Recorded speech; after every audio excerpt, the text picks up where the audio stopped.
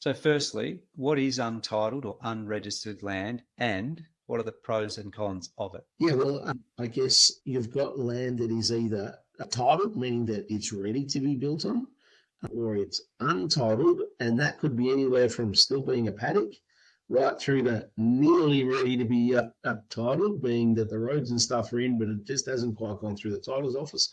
So that could be untitled land. So there's two sorts, ready to build on and either not quite or dating back as far as a paddock. So there you two.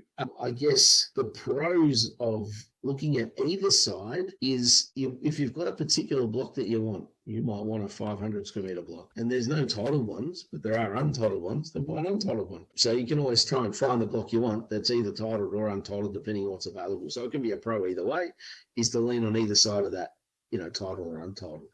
You get more time if you're buying an untitled block.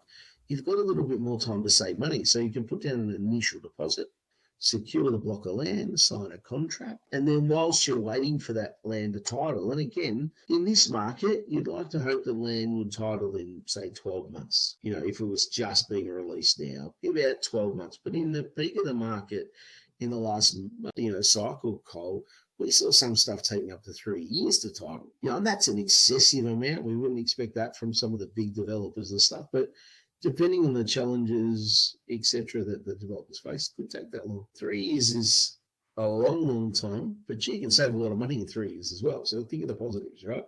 When that's the case. So as long as you can work your way through that.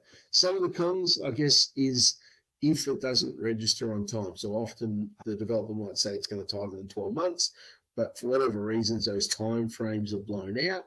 And then that certainly delays the starting of your home. But it often also means that the cost to the builder's gone up because those costs are rising. The builder only sets their price for a given period of time. Some of them might be 6 months, some might be 9 months, 12 months, 18 months. They hold their price for. Outside of that period of time, there'd usually be additional costs. People do get pretty annoyed with that additional cost. Cole, you and I've dealt with it for years. I can say from the builder's side, please don't get annoyed with the builder if your land's delayed, right? There's not a lot you can do, right? The developer won't compensate you. They just won't. Well, I don't think I've ever seen a developer compensate someone for their titles being